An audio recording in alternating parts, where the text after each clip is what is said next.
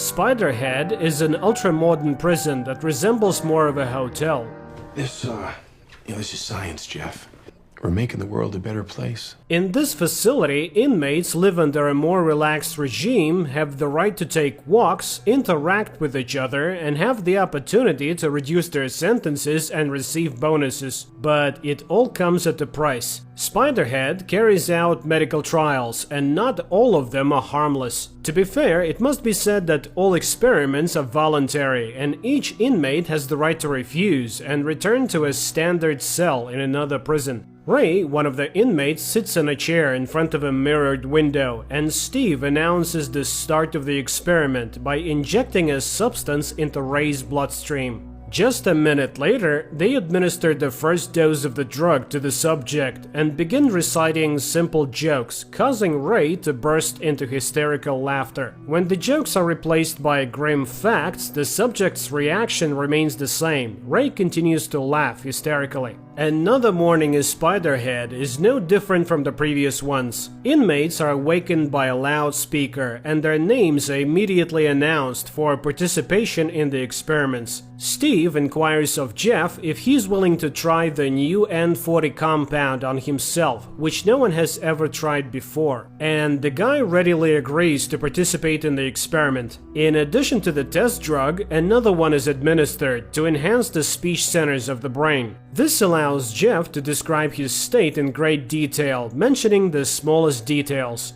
Returning to the Spiderhead compound, Jeff meets Lizzie and tells her about his walk today. Unfortunately, he can't recount everything he saw, because after taking the substance that enhances vocabulary, a side effect occurs. Jeff can't say even a few words. The only thing the guy remembers is that everything that surrounded him during the experiment, whether it was flowers or factory pipes, elicited the strongest feelings of love and admiration in him. In the evening, while sitting in bed, Jeff recalls how he ended up in prison. He and his friend decided to go for a joyride at the party, and the intoxicated Jeff took the wheel. The next day, the N40 trials, now called Cupid, continue, but this time Jeff is not alone. Heather, a bold girl who changes her mind about her partner after just a few seconds of drug administration, is invited to join him. The couple's conversation lasts only a few seconds before they cannot resist and engage in intimacy. They don't care that they're being observed and filmed, as the substance completely disconnects their minds from their internal barriers. The process concludes with the young people confessing their love for each other, which delights Steve, and he instructs his partner Mark to closely monitor the subjects to see how they behave when the effects of the substance wear off. The couple feels awkward after what happened and tries not to talk to anyone about it. Jeff continues to spend his free time with Lizzie, not telling her about what happened during the experiments, and he avoids encounters with Heather. The next day, they administered the same Cupid to Jeff, but this time in a double dose, and instead of Heather, an older woman is in the room, whom sober Jeff looks at with disgust. However, as soon as the substance enters his bloodstream, he engages in love with her. After this experiment, Jeff asks Mark to remove him from the kitchen where they work together with Lizzie, because he feels uncomfortable continuing to interact with his girlfriend. Steve brings Jeff into the laboratory, but this time he is on the other side of the glass. Steve shows Jeff that both of his previous partners are in the experiment room. The supervisor offers Jeff the choice of which girl he is willing to administer the substance that induces intense fear and pain to, but Jeff cannot choose.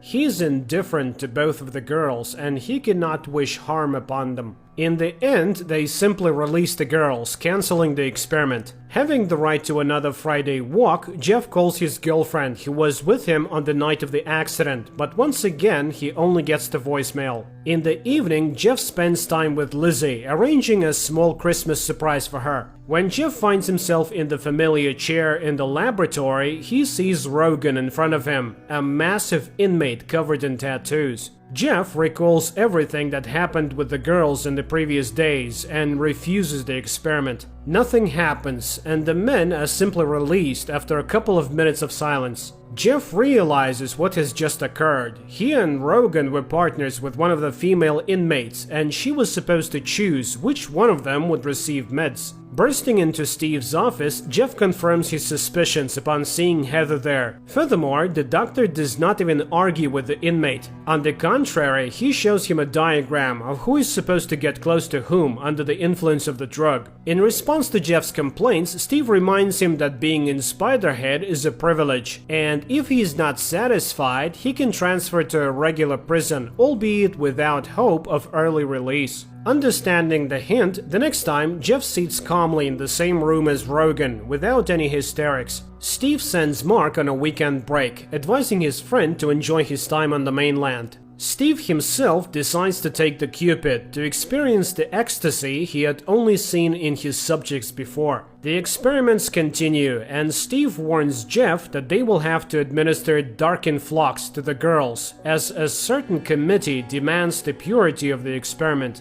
Jeff tries to explain that he does not wish for anyone to experience the effects of this substance, regardless of his feelings for the girls. However, Steve remains adamant and reminds Jeff of all the privileges that he enjoys by cooperating with them. Not wanting to go back to a regular prison, Jeff agrees to administer darkened flux to Heather. Heather begins to cry and panic, but the management calmly records the data, listening to Jeff's comments, which do not contain any hint of romantic feelings. The experiment's goal is achieved, and Steve plans to conclude it, but an error occurs, and Heather goes out of control. She gets hold of a sharp object and frees herself from the torment caused by the darkened flux. While Steve and Mark are busy with Heather, Jeff notices the lost keys belonging to the supervisor and finds a notebook with records of upcoming experiments and a lottery ticket with the same numbers as the names of the meds being administered. Seeing that Steve is no longer behind the glass, Jeff manages to lock the safe and toss the keys back so that the doctor does not realize that his secret is exposed.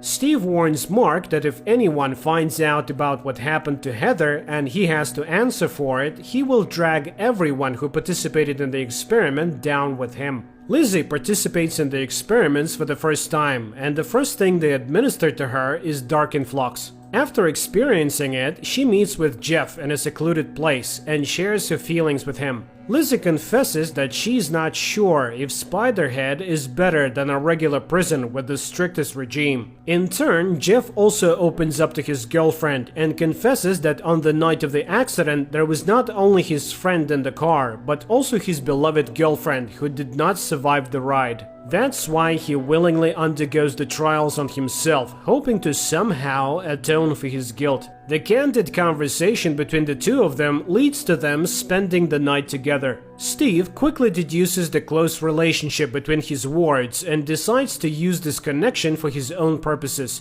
When Jeff arrives for the next experiment, he learns that today he must either agree to administer darkened flux to Lizzie or leave Spiderhead. Jeff refuses, but the doctor gives him a chance to postpone the experiment until the morning. When he meets the defiant young man again, he is armed with Lizzie's personal file. It turns out that the crime for which the girl is serving time is so terrifying for her that no amount of darkened flux can make it worse. Steve watches with pleasure as Jeff adjusts the dosage scale to the maximum. However, it quickly becomes apparent to him that Jeff intends to experiment on him, not on his girlfriend. Mark, realizing that he has also fallen into Steve's trap with the inmates, decides to rectify the situation and hands the remote control to Jeff. The inmate receives all the necessary information from Steve and persuades him to open the main exit so that he and Lizzie can leave the prison. But the manager grabs the remote control and administers the maximum dose of darkened flux to the girl, causing her intense suffering. He then smashes his cell phone to prevent anyone from canceling his command. The couple manages to free themselves from the effects of the meds and run out of the laboratory.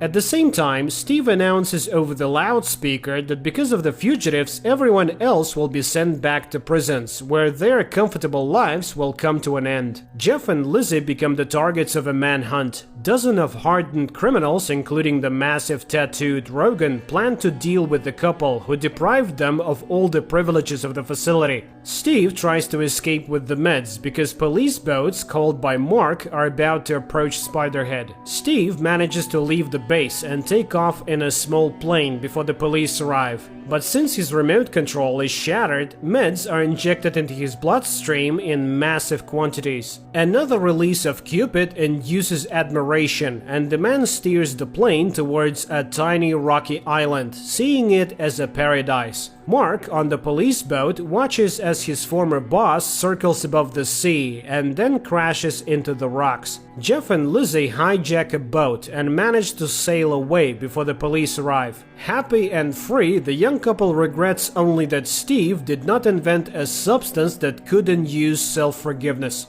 And that's how the movie ends.